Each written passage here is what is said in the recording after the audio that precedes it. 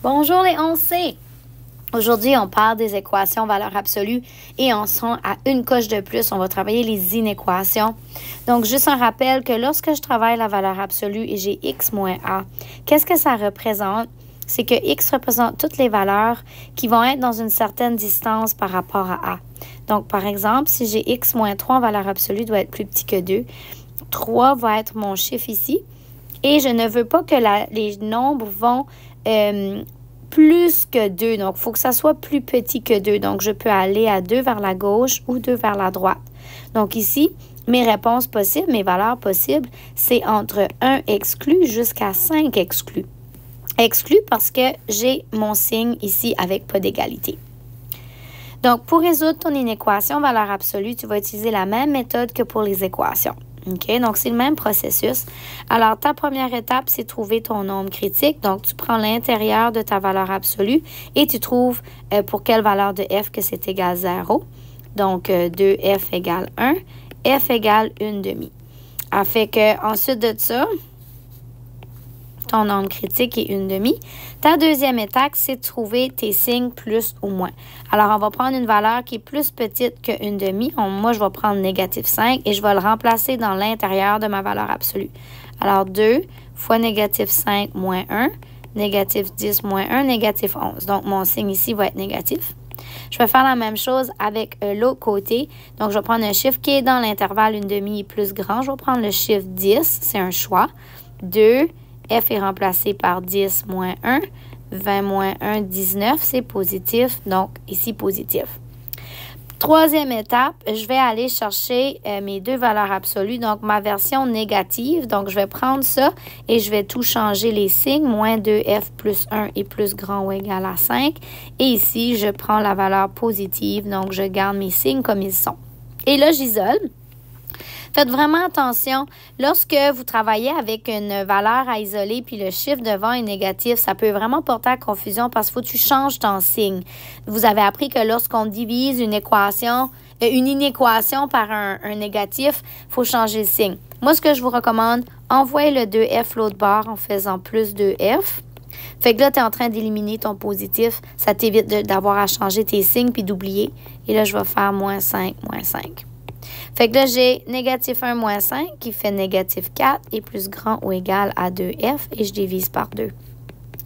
Donc ici, dans mon intervalle de 1/2 à moins l'infini, mon f peut partir de négatif 2 inclus et aller jusqu'à moins l'infini parce que f va être plus petit ou égal à moins 2. Donc ça fonctionne, c'est vrai.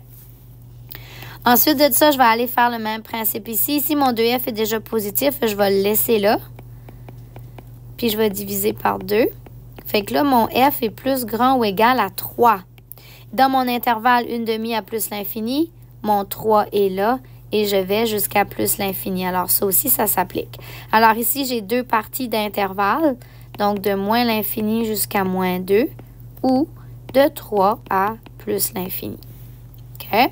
Essayons-en un autre exemple. Donc, première étape, trouver ton nombre critique. Bien, x égale 0. Ça, c'est facile. Ensuite, je vais aller chercher mes signes. Donc, je prends l'intérieur de ma valeur absolue. Je prends un chiffre qui est plus petit que 0, moins 5. Alors, si ça reste moins 5, mon chiffre est négatif.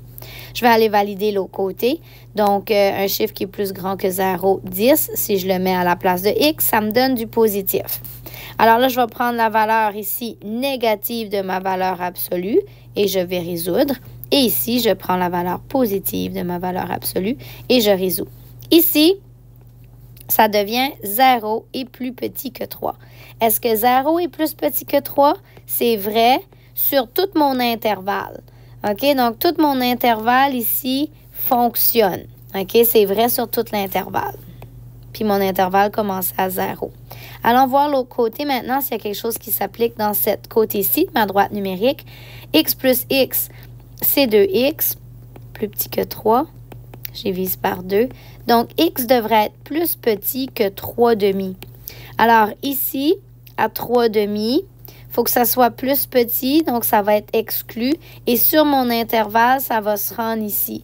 So, on voit bien que mon intervalle qui fonctionne ici, c'est de moins l'infini jusqu'à 3/2 exclus. OK. Allons au prochain. Celui-là, c'est marqué par cours C seulement, là, mais il y a vraiment juste les C qui font les inéquations maintenant. OK. Donc, même principe. Un nombre critique. Donc, l'intérieur de ma valeur absolue, c'est x égale 0. Donc, mon nombre critique est 0.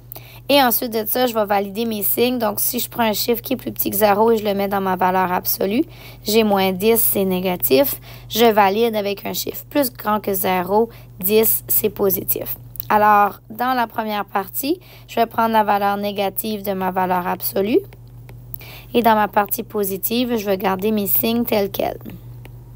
Et là, ce que je m'aperçois, j'ai des x2, j'ai des x, ça m'oriente vers peut-être une factorisation. Ça, je vais envoyer mon moins 2. Ça, je vais avoir x2 moins x moins 2 doit être plus petit à 0. Et x2 plus x moins 2 doit être plus petit que 0. Et ça se factorise à x moins 2, x plus 1 doit être plus petit que 0. Et ici, ça fait x plus 2 et x moins 1 est plus petit que 0. Bon. Là, vous avez vu que dans une situation comme ça, il faut que tu fasses un autre tableau des signes. Donc, tu trouves tes nombres critiques ici. Donc, ici, j'ai x2 et j'ai x de négatif 1. Ça fait que là, je vais faire mon tableau. OK, so, premier, c'est une droite numérique. Premier nombre critique.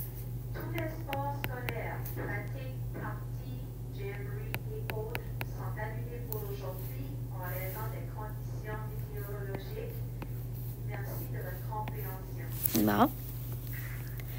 OK. Alors, tu utilises tes deux nombres critiques, négatif 1, 2, tu les mets de gauche à droite sur la droite numérique. Tu prends tes deux binômes ici, tu les mets là. Et là, tu fais la fameuse technique. Donc, si je prends un chiffre qui est plus petit que moins 1, donc un exemple, moins 10, et je le remplace dans mon binôme, ça fait moins 10, moins 2 qui fait moins 12. Donc, ici, j'ai un moins. Je le fais pour le deuxième, donc x plus 1, négatif 10 plus 1, ça fait négatif 9, ça me fait un moins. Ensuite de ça, je fais ici entre négatif 1 et 2, je vais prendre le chiffre 0. Alors, 0 moins 2 me fait négatif 2. Et 0 plus 1 me fait positif 1. Et ici, un chiffre plus grand que 2, je vais prendre 10. 10 moins 2, c'est positif 8. Et 10 plus 1, c'est positif 11. Et là, je multiplie. Moins fois moins fait plus. Moins et plus fait moins. Plus et plus fait plus. Et là, ça, c'est de la révision. Vous l'avez déjà fait, là. Ceci devrait être plus petit que 0. Ça veut dire que je cherche mon signe négatif. Bon. Fait que ça veut dire que entre négatif 1 et 2, ça fonctionne pour ceci. Mais là, je suis dans un intervalle qui arrête à 0. Alors, mon négatif 1, je vais commencer ici et ça va me rendre jusqu'à, je vais juste mettre un petit dessin là, ça me rend jusqu'à 0. Je ne peux pas continuer jusqu'à mon 2 parce que ce n'est pas dans mon intervalle ici. So, j'arrête à la limite à mon nombre critique. OK? Là, je vais aller faire le même travail de l'autre côté. Donc, ici, mes nombres critiques sont négatif 2 et 1. Alors, je mets mes deux nombres critiques. Je mets mes deux binômes, x plus 2, x moins 1.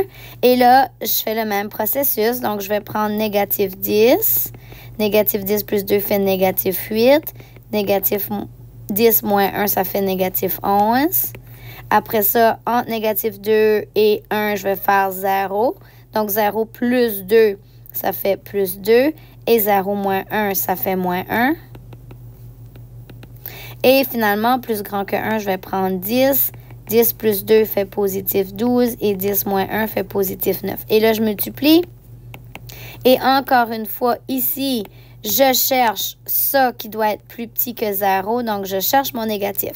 Quel intervalle qui m'intéresse alors? Je suis entre négatif 2 et 1. Mais là, j'étais dans l'intervalle de 0 à plus grand. Donc, de 0 à 1. 1. Puis là, je vais faire des petites vagues comme ça. OK? Alors, quel intervalle s'applique ici? Au final, c'est de négatif 1 à 1. Oups, c'est 1 ça. Exclu parce que c'est plus petit. OK? Donc, important de rester dans l'intervalle que tu travailles.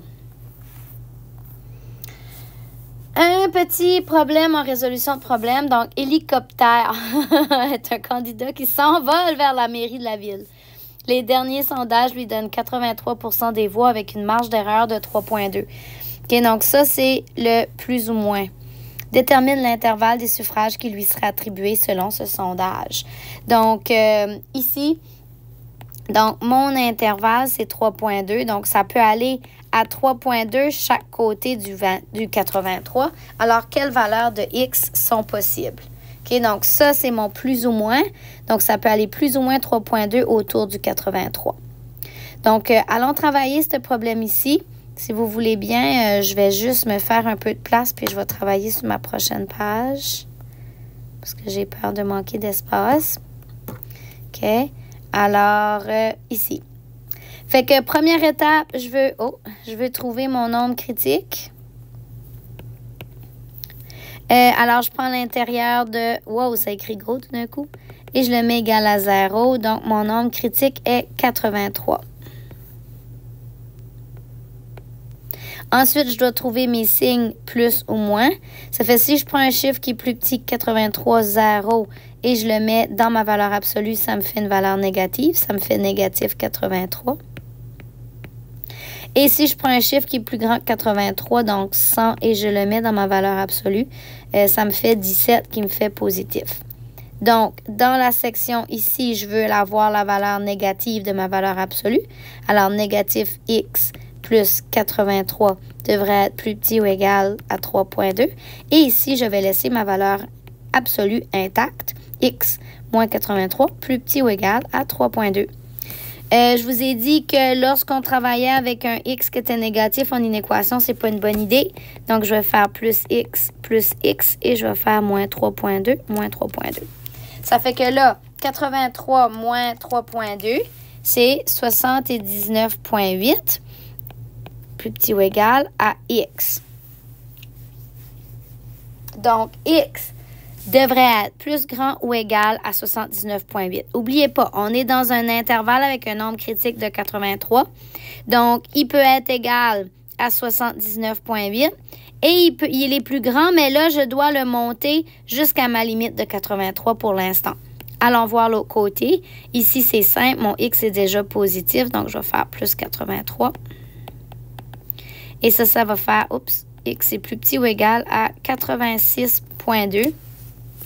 Et là, X est plus petit ou égal à 86,2. Donc, 86,2 est ici.